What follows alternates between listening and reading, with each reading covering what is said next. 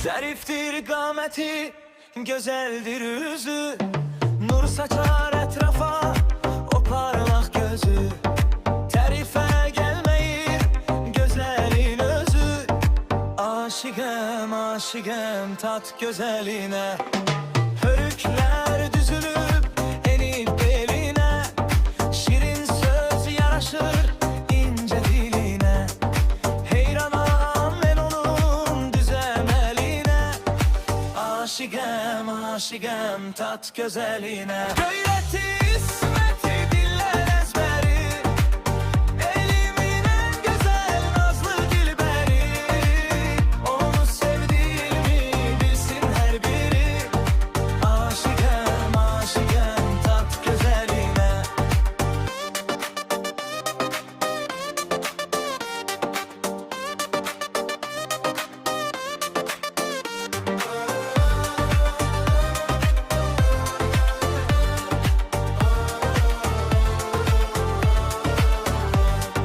Mələk tək nazilə baxır üzümə, şirin bir təbəssüm qonur üzünə.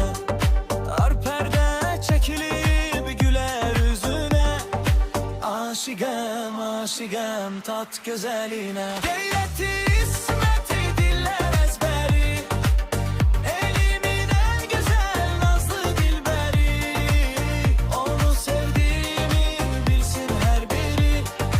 Aşiqəm, aşiqəm tat gözəlinə.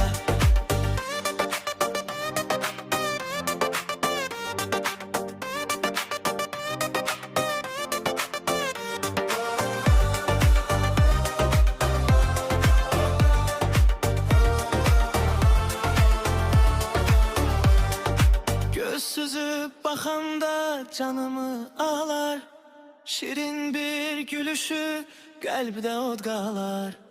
Eşqi ürəyimə bir ateş salar. Aşiqəm, aşiqəm tat gözəlinə.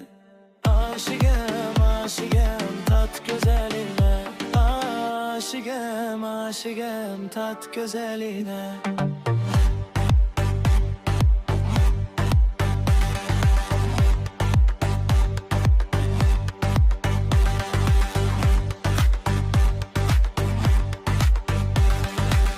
Aşiqəm, aşiqəm tat gözəlinə.